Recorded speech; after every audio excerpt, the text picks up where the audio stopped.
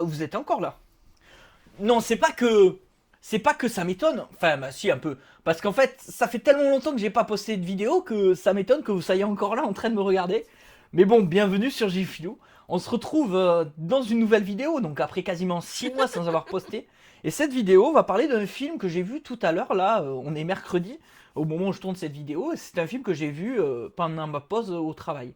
Nice. Ce film, c'est Godzilla Minus One. Donc c'est un film qui est sorti en 2023, réalisé par la Toho, bien sûr, comme d'habitude, puisque les droits de Godzilla appartiennent à la Toho. C'est un film japonais. Ça a une particularité un peu folle, puisque c'est un film qui se veut être un reboot de la saga. Non pas selon la version américaine que l'on va totalement délaisser dans cette vidéo, parce que je ne veux pas parler de la version de Legendary Pictures, mais bien entendu un nouveau reboot plus proche du film de 1954, et on en parlera plus tard dans cette vidéo. Pourquoi je voulais vous en parler? En fait parce que tout simplement je suis sorti de la salle de cinéma et j'étais tellement heureux d'avoir vu ce film, je me suis dit je vais vous en faire partager. Il peut pas la fermer, non. Godzilla Minus One. Ça raconte donc l'histoire d'un jeune homme, un pilote. Ça commence en 1945 et ça raconte l'histoire d'un pilote kamikaze qui fait croire que son avion a un problème, ce qui l'empêche en fait d'être kamikaze. Au moment où il va être un peu désigné comme un lâche, en fait, l'île sur laquelle il s'est posé est attaquée par Godzilla. Et il devient l'un des deux seuls survivants d'un camp militaire, d'un terrain d'aviation. Peu de temps après la guerre, ce jeune pilote, Koichi, retourne à Tokyo et va faire la connaissance d'une jeune femme qui s'appelle Noriko. Et avec cette jeune femme, ils vont tous les deux élever un enfant qui n'est une jeune fille qui n'est ni l'enfant de l'un ni l'enfant de l'autre, mais qui a perdu ses deux parents pendant les bombardements à Tokyo.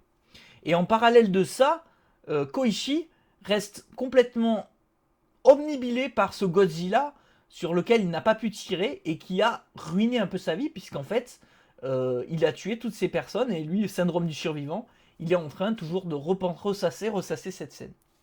Sauf que, suite aux essais dans l'atoll de Bikini par les Américains des bombes nucléaires, Godzilla a bien grandi, Godzilla a bien grossi, est devenu beaucoup plus fort et surtout déteste les humains et décide de s'attaquer à Tokyo. Devant l'inactivité des forces de l'ordre, des Américains, des Soviétiques, etc., les membres du peuple japonais se mobilisent pour reprendre la main sur le combat contre Godzilla et décident d'attaquer Godzilla. Bon, je vous épargne tous les détails, vous irez voir le film, je vous le conseille vraiment. Et au final, ils doivent affronter Godzilla en pleine mer pour une des scènes qui, je trouve, est le plus mémorable. Voilà le pitch général du film. Je vais pas rentrer dans les détails parce que c'est un film qui vient de sortir. Il va pas rester très longtemps. C'est pour ça que cette vidéo va sortir très très vite. Pour justement que vous ayez l'occasion d'aller le voir ce week-end. Parce que je pense que c'est un film qu'il faut voir. C'est un film qu'il faut voir pour plusieurs aspects. Déjà pour les acteurs. On est très loin de la méthode actor studio américaine qui est très particulière. Vous verrez, vous êtes matrixé dans cet actor studio parce qu'en fait, même le cinéma français l'emprunte un peu. Là, on est vraiment dans les versions plus japonaises, coréennes de direction d'acteurs et d'expression artistique des acteurs. Qui fait que ça a un ressenti un peu bizarre qu'on s'y habitue pas, qu'on n'est pas trop habitué, mais qui est très dans l'expression, on est presque dans le théâtre, mais à la fois on sent que, bon bah, je sais pas comment expliquer, c'est très particulier. En tout cas, je vous conseille d'aller voir ce film pour ça. Et puis, l'autre raison que je trouve essentielle, c'est qu'on est très loin de ces films américains à grand budget où on va avoir un monstre en VFX qui va être d'ailleurs généralement moche parce qu'on n'aura pas eu le temps de le finir. Là, on est plus dans l'approche Godzilla du 1954, et c'est pour ça que je vous en parlais tout à l'heure. En fait, c'est un vrai hommage au premier Godzilla et au premier Kaiju et Eiga, qui sont en fait les genres de films qu'est Godzilla, c'est-à-dire les films de monstres à la japonaise. C'est pour ça que je vous encourage à aller le voir, c'est qu'on est vraiment dans un exemple d'un style de film japonais qui est, je trouve, assez incroyable.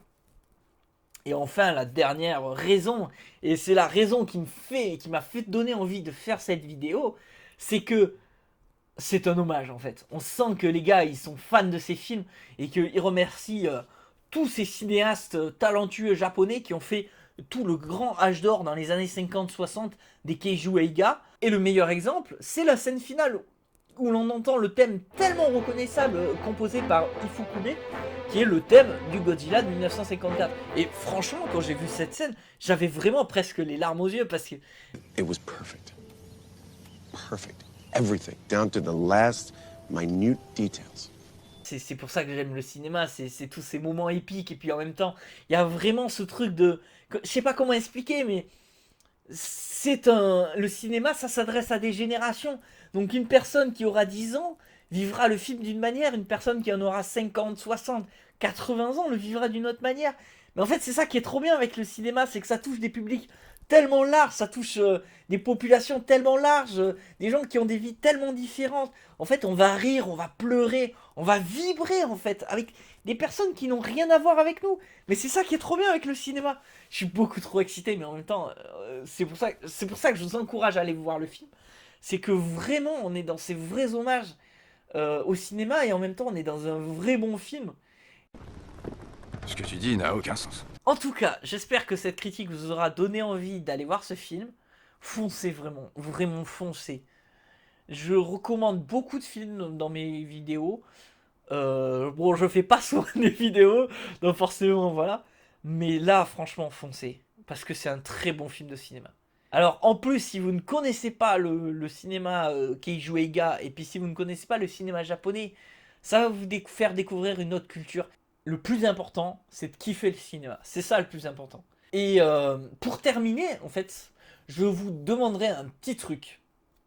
Même si vous n'en avez pas envie, s'il vous plaît, commentez et dites Brieux revient sur les vidéos de Gifilou.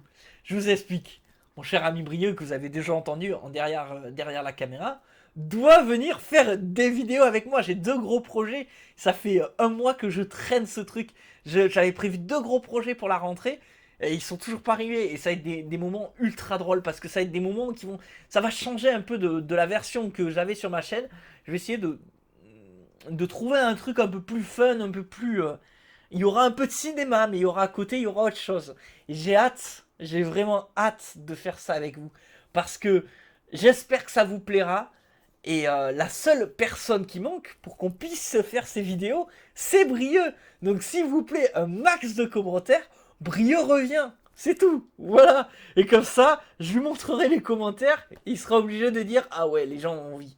J'espère qu'on se retrouve très très vite pour de prochaines aventures avec Brieux, vous avez compris le message. En tout cas, vous pouvez me suivre sur les réseaux, etc. Vous pouvez vous abonner à la chaîne, vous pouvez commenter, vous pouvez liker. Et puis si vous voulez d'autres vidéos cool, etc., vous n'hésitez pas à me dire des idées des thèmes, etc. Je n'attends que votre retour. Bref, c'était Gifilou. Ciao.